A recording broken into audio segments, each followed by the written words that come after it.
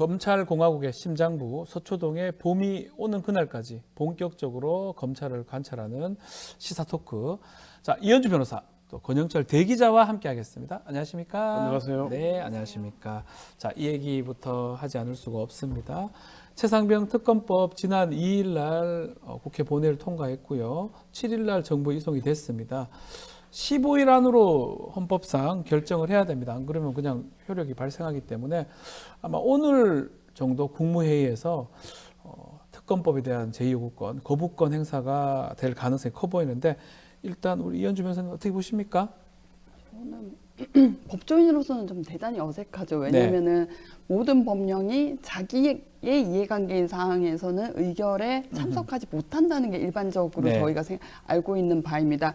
가령 상법상의 주식회사에서 이사회에서 이사회 안건이 자기에 관한 사항일 때는 의결권이 그렇죠. 없죠.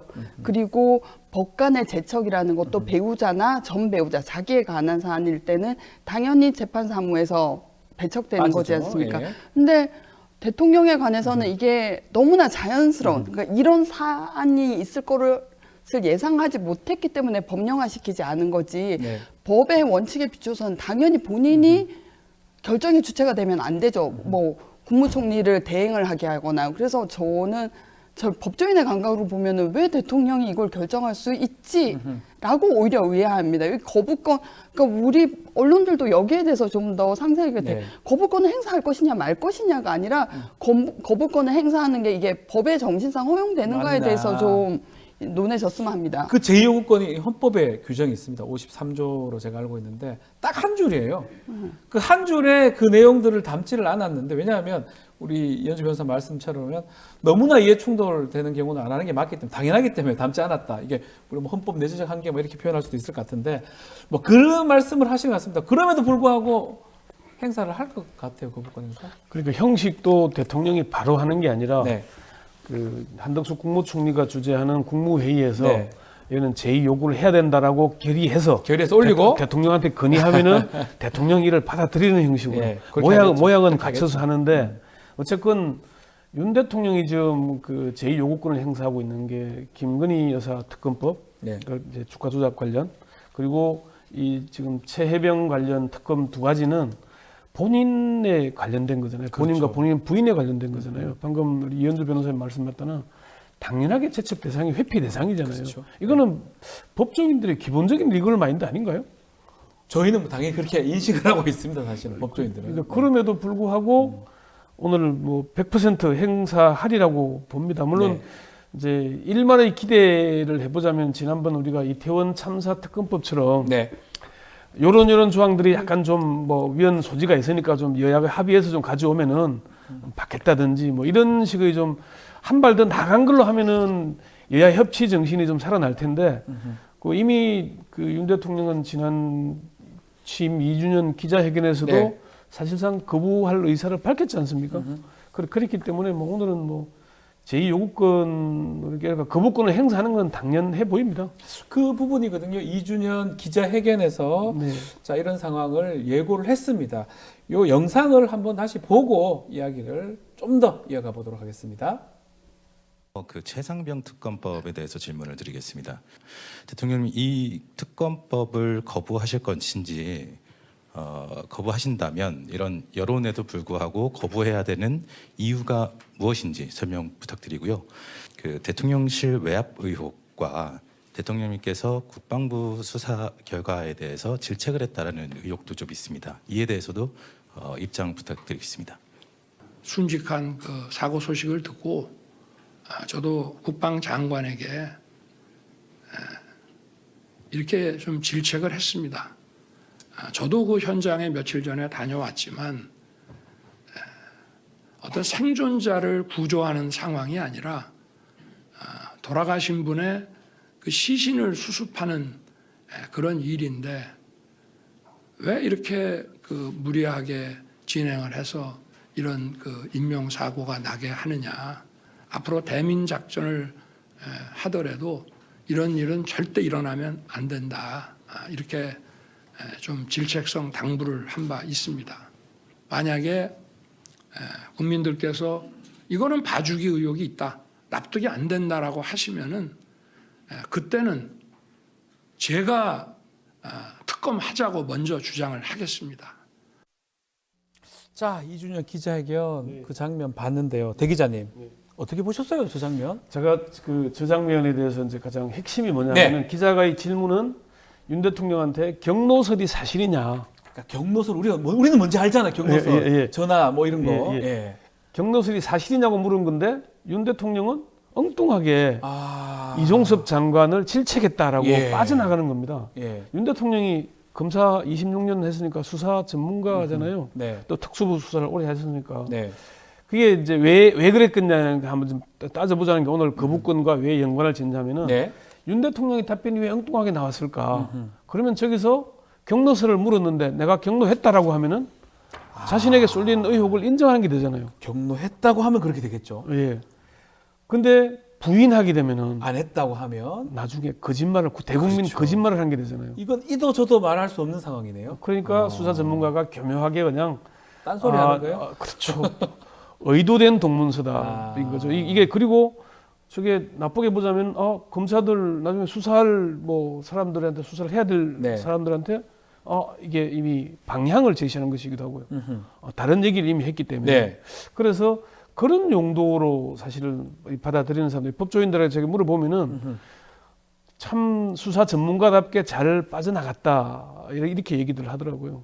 그래서 제가 뭐 그 앞에 있던 기자였으면 저는 한 번 더 물었을 거예요. 근데 그 기회를 안 주잖아요. 안 주니까. 예. 질문에 여기 미국은 이제 대통령과의 질의응답을 할 때 예. 답변을 하면은 그게 의문이 나오면 다시 두 번, 세 번 질문해야 질문을 하게 되는데. 하는데 예. 우리는 한 번 하고 바로 넘어가 버립니다. 답변을 외신으로 가든가 그래서 기억이 납니다. 그러니까 엉뚱한 답변을 하더라도 예. 저것도 보충 질문 때 한 겁니다. 네, 예. 보충 때 한 거니까 네, 그렇죠. 참 어떻게 보셨어요? 저 답변을 참 눈에 띄었었는데 이게 건대- 정말 모르는 것 같기도 하고. 예, 건대 기자님께서 예. 말씀하신 그 수사와 관련한 상황을 얘기하셨는데 저는 법정에서 증인에게 증인이 곤란한 질문을 받으면 이런 식으로 회피하는 수가 있습니다. 맞습니다.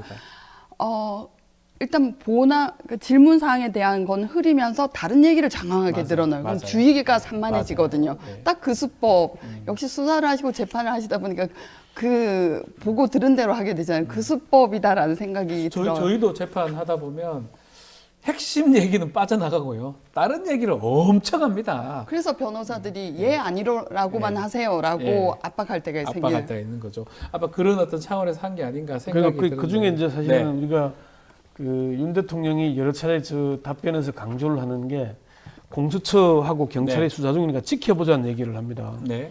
공수처에 대해서 윤 대통령이 얼마나 많이 공격을 해왔습니까? 비판하고 비판하고. 공수처 필요 없는 조직이라고 네. 뭐 얘기를 해왔는데 대통령이 그러면은 저렇게 공수처의 수사에 신뢰를 가지실 거면은 공수처장이 그만두고 나서 후임 공수처장을 지명하는데 몇 달이 걸렸잖아요. 공수처가 조직이 사실은 처장도 그만두고 차장도 그만두고 그다음에 1부장도 그만뒀으니까 네. 서열 1, 2, 3위가 그만둘 때까지 후보를 지명하지 않았어요. 네. 공수처의 수사를 오히려 신뢰하고 믿을 거면 그걸 그렇게 했어야 네. 윤 대통령이 공수처 수사를 지켜보자는 말이 신뢰를 얻을 텐데 그렇게까지 해왔는데 갑자기 공수처 수사를 지켜보자는 얘기는 시간 끌기 외에 다른 게 있나 생각이 들고요. 그리고 윤 대통령이 그 수사가 마음에 안 들면 제가 먼저 특검하자고 하겠습니다. 사실 네. 그 말 두 분 법조인이니까 믿으세요? 아니요. 예. 모르겠어요. 모르겠습니다. 예. 모르겠습니다. 예. 아니 그러니까 윤 대통령의 말을 가만히 듣다 보면은 윤 대통령이 한 말을 거꾸로 이해하면 될 때가 많습니다. 반대로 생각했을 때 지금 대통령이 되고 나서 예. 그 여러 차례 뭐 이 발표하는 얘기들 중에 저렇게까지 얘기하는데 바로 가겠지 하다 보면 결과는 따로 가 있습니다. 반대로 가고. 예. 자, 이 특검 거부 좀 전에도 얘기를 했지만 이 특검 거부가 총선 민심 거부다. 범야권 7당이 이거 관련해서 긴급 토론회 열린다고 하는데 아마 이게 거부권 남용 위헌 가능성 살펴본다는 건데 어떻게 보십니까? 뭐 어떤 좀 내용이 좀 나올까요 앞으로?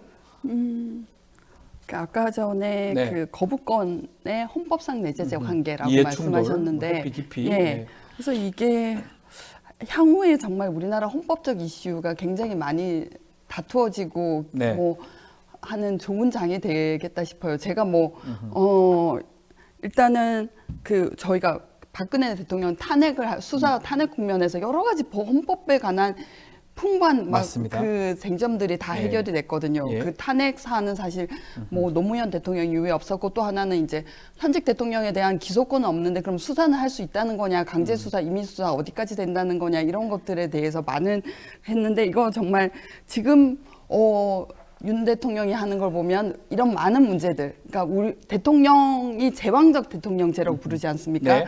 대통령의 권한의 한계에 관해서 정말 이게 풍부한 논쟁이 이루어지고 뭐 어떤 경우에는 뭐 탄핵이 되면은 거기에 관해서도 우리나라 헌법상 사례가 생기겠다라는 생각은 해보는데 뭐 제가 그 미천이 없어서 여기에 네. 대해서는 말씀을 못 드리겠네요. 알겠습니다. 자, 지난 17일 날 지금 최혜병 특검 관련해서 또 다른 사건이죠. 박정훈 대령 항명 사건 군사법원에서 지금 재판 중인데 유재현 국방법무관리가 증인으로 참석을 했습니다. 그래서 뭐 질문은 제일 중요한 질문은 외압이 있었냐 없었냐. 왜냐하면 항명죄도 마찬가지입니다. 정당한 명령에 대해서 상관의 명령에 대해서 거부하거나 반항해서 성립하기 때문에 과연 외압이 있냐, 정당한 명령이 있냐 이 질문이 빠질 수가 없은 이 사건에서는 그러다 보니까 그 질문이 나갔었는데 유재현 법무관리관이 묵비권 행사했습니다. 얘기를 안 했습니다. 진술 거부권. 예, 진술 거부했죠. 공수처 수사를 받고 있다는 네. 걸로 진술 거부권을 행사했는데 두 분도 아시다시피 법정에서 증인으로 나가서 위정하면은 위정의 처벌을 받죠. 처벌받습니다. 바로 그리고 선수한 증인. 네. 예, 그러니까 그 선수는 했는데 답변을 하려고 빠져나가려니까 이시원 공직기강 비서관으로부터 전화를 두 사람이 26차례 통화한 네. 걸로 나오잖아요. 동아일보 보도에 따르면. 예, 네. 그러니까 그러면은 그 여부에 대해서 확인하는 순간 방금 아까 윤 대통령이 처한 상황과 비슷해지는 거죠. 부인하자니까 거짓말하는 게 되고 인정하자면은 대통령실의 외압을 인정해야 되고. 네. 그러니까 공수처 수사 받고 있으니까 나는 답변할 수 없다라고 빠져나가는 거죠. 네. 그러니까 이게 지금도 그 두 사람이 대통령 경로설이 VIP 경로설 보도 이후에 통화가 집중되잖아요. 네. 그러면 그와 관련됐다는 건 누구나 우리가 알 수 있는 추론할 수 있는 건데 명확한 답변을 하자면은 부인하면은 위정죄가 되고 인정하면은 대통령실의 외압이 되는 거예요. 이것도 답하기 어렵네요. 답하기 어렵죠. 그리고 그 두 분도 뭐 법전이시니까 법정 가서 그럴 경우에는 뭐 답변을 하지 마라 그러죠. 그래서 이제 수사 이후로 네. 증언을 거부한 상황인데 죄송합니다. 예, 저는 이 사건 네. 굉장히 재밌게 바라보고 있는데요. 왜냐하면 지난 17일 그 박정훈 대령의 변호인 김정민 변호사가 네. 너무나 뭐 호쾌하게 선포를 세게 하셨어요. 이것은 얘기했습니다. 예. 박정훈 대령의 항명죄 사건이 아니라 윤 대통령의 국민에 대한 항명죄 사건이다. 네, 그리고 세게 얘기했어요. 네. 우리는 무죄 받을 자신이 있다라는 걸 이렇게 가슴에 품은 채 누가 봐도 이렇게 공소 취소하지 마세요. 네. 우리 이대로 판결 받을 겁니다. 절대로 공소 취소하지 마세요. 라고 하는 아주 호쾌한 장면이 펼쳐졌는데요. 제가 이 사건을 재밌게 바라보는 이유는 유재현 법무관리관이 검찰 측 증인입니다. 네, 맞습니다. 먼저 검찰 측 증인, 검찰이 신청한 증인에 대해서 증인 신문을 한 다음에 그다음에 변호인이 그렇죠. 신청한 증인에 대해서 증인 반대 신문을 신문하죠. 예. 입증 책임은 검사에게 있기 때문에 보통 검찰 측 증인으로 나온 사람은 검찰 편에서 검찰의 호의적인 경우가 많고 공격적으로 얘기를 해야 되는 상황이에요. 네. 그런데 이렇게 움츠러들어서 말할 수 없어요. 라는 건 굉장히 진기한 장면이다. 그렇죠. 게다가 유재은 법무관리관의 한 가지 더 특징은 그 자기에게 유리한 점을 호소할 수 있는 질문에 대해서는 그 장황하게 얘기를 하셨다고 해요. 네. 그런데 민감한 질문이 들어오면 이시원하고 통화했느냐 또는 그 기록 찾아올 때 경북청에 전화했느냐 그 부분은 임의적으로 기억이 났다 안 났다 띄엄띄엄 퐁당퐁당인 거예요. 그러면 참 사람이 궁색하고 없어 보이죠. 네. 그래서 여러 가지로 이거는 군 검찰이 오히려 공격적으로 입증 책임을 가지고 적극적으로 해야 되는데 검찰 측 증인이 이 모양이라고 하고 이 모양이고 피고인의 변호인이 공세적이다. 이런 그렇죠. 관점에서 굉장히 이례적인 사건이라고 이례적인 봅니다. 사건이다. 이 항명 사건. 자, 또 다른 또 사건 공수처 지금 수사가 지금 되고 있는데 특히 오늘입니다. 김계한 해병대 사령관하고 박정훈 전 단장 뭐 본인 항명 사건도 재판받고 있지만 같은 날 소환이 된다는 거는 대질 조사를 하겠다 이렇게 보입니다.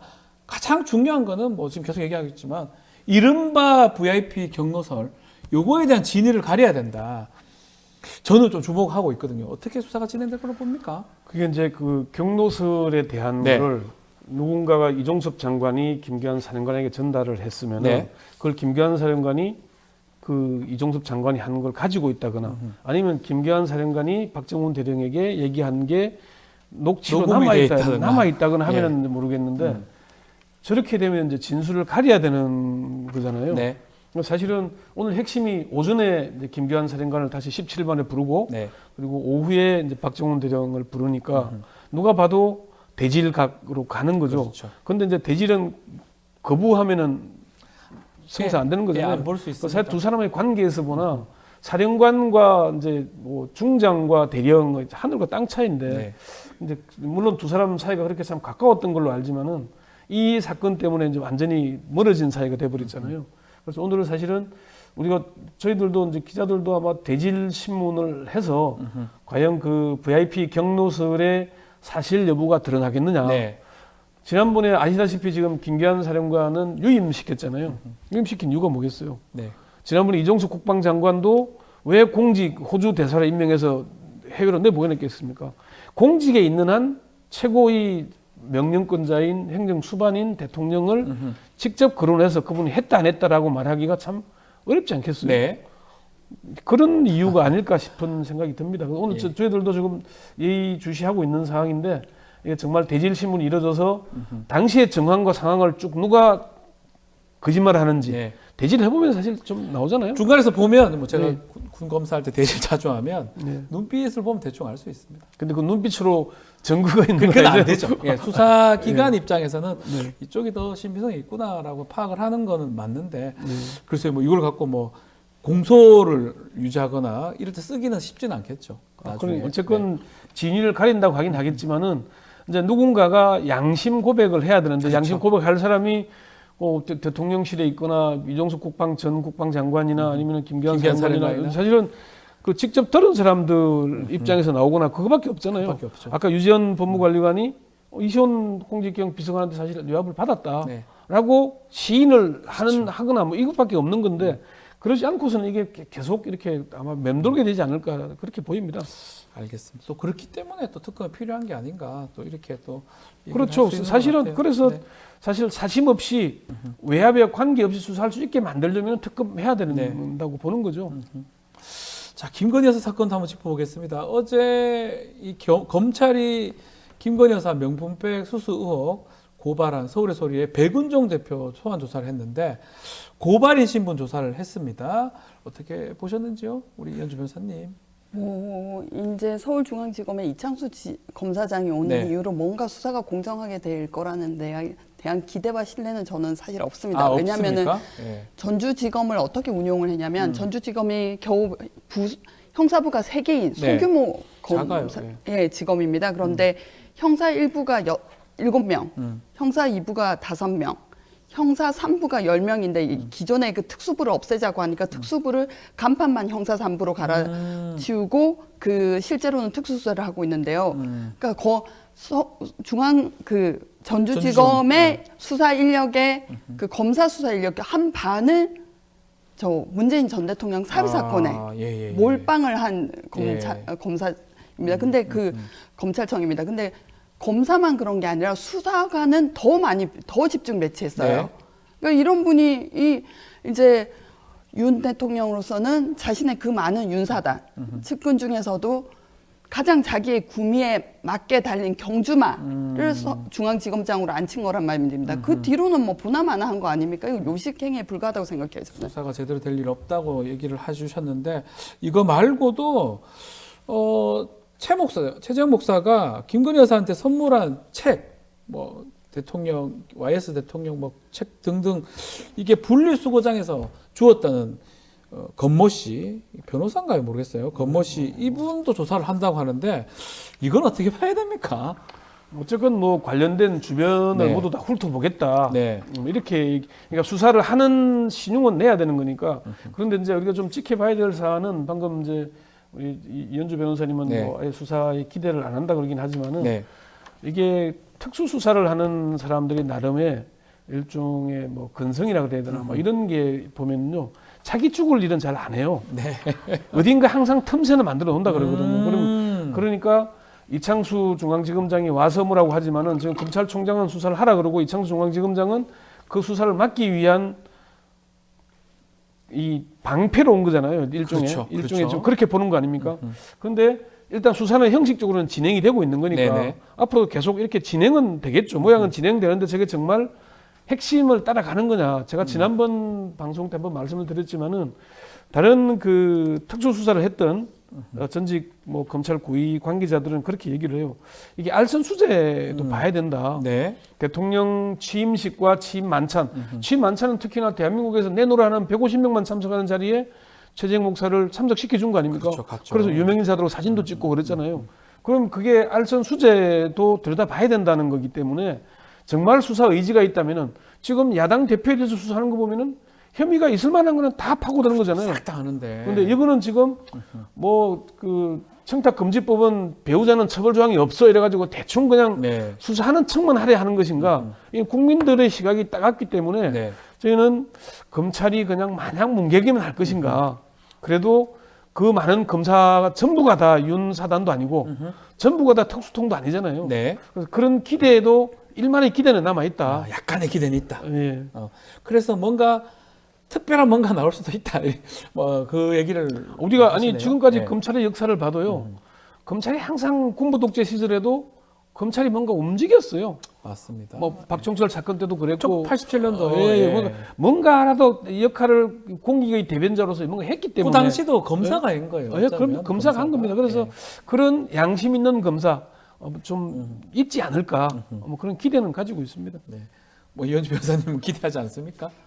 아 그때 뭐 사실은 그 저 박종철 네. 고문치사 사건에 관한 것도 검사 자체가 정의로워서 된 건 아니라 그 국면에서 그렇죠. 뭐 민주항쟁이 일어나고 또 그때는 오히려 검찰이 권력 서열에서 났고 뭐 안기부 경찰 순서였잖아요. 그래서 보안이나 이쪽이 높았죠. 검찰은 공안, 어떤 네. 예, 검사들은 어떤 속성이 있냐면 저 높은 놈을 치면 내가 저보다 위에 간다라는 아하. 어떤 제압하는 마음이 있어요. 그래서 뭐 사실 제가 검찰 안에서 그 내란죄 전두환 대통령 전 네. 대통령 내란 내란죄에서 목수살인, 네. 예, 논고문을 썼다던 변호사가 한 수십 명이 됩니다. 아, 논고문을요, 직접. 예.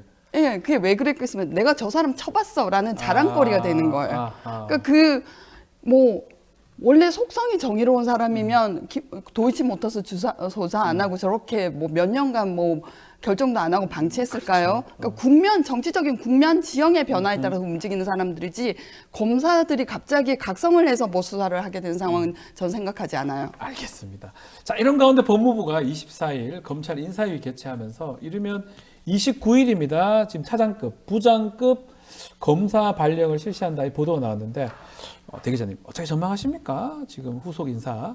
이게 이제 어차피 인사는 뭐 네. 검사장 인사했고 후속 인사를 해야 되잖아요. 네, 해야죠. 차장, 부장 인사하고 그다음 평검사들 인사를 할 텐데 24일 날 인사위원회는 뭐 예정이 돼 있는 것 같고 네. 그러면 이제 5월 안에 마무리할 예정인 것 같으니까 수사는 할 텐데 과연 이 수사지 라인을 다 빼느냐 이게 이제 관건 아니겠어요. 근데 그렇죠. 근데 사실은 뭐 아까 다들 뭐 찐윤이니 진윤이 하지만 찐윤 중에 찐윤이 송영호 전 중앙지검장이었고 송경호, 예. 이원석 검찰총장이고 한동훈 전 법무장관 아닙니까? 네. 찐윤들과 지금 윤 대통령 사이가 좀 벌어져 있는 거잖아요. 그러면 그 다음 단계에 이창수 중앙지검장이 오고 또 그 다음 차장 부장이 오지만은 아까 방금 이현주 변호사님 좋은 지적을 하셨는데 지금 국민 여론은 3분의 2 가까이가 네. 제대로 수사를 해야 된다는 거잖아요. 60% 넘습니다. 그러면 네. 이 눈치를 검사들도 보지 않겠어요? 그리고 총선 민심이 거의 3분의 2 가까이가 국민이 야당 편을 들었다는 얘기는 지금 윤 대통령이 하고 있는 게 올바르지 않다라고 본 거잖아요. 네. 그렇게 보자면은 인사를 어떻게 뭐 최대한 하겠죠. 그 인사 전문가가 지금 민정수석을 가 있으니까 네. 뭐 그렇긴 하겠지만은 그 결론이 어떻게 날지는 우리가 좀 그래도 의인이 저는 어딘가에 있다고 봅니다. 너울이라고 봅니다. 바뀌기는 바뀔까요? 부장들이나 뭐 지금 사실 부장들은 검사들? 1년 이상 하면 좀 뭐 바꿀 수 있는 것이고 있는 거니까. 뭐 예. 평검사들은 2년 뭐 하면 바꾸잖아요. 그 기간에 맞게끔 외형적으로는 외관은 갖추려고 애를 쓰지 않겠어요? 아하. 외관은 갖추는데 핵심 라인들이 살아남냐 안 남냐. 그리고 지금 지휘 라인 바뀌고 수사 검사 바뀌면 수사는 한없이 또 지연될 수밖에 없는 거 아니에요? 뭐 파악하는데 또 시간 걸리는 그럼요. 거니까. 예. 그래서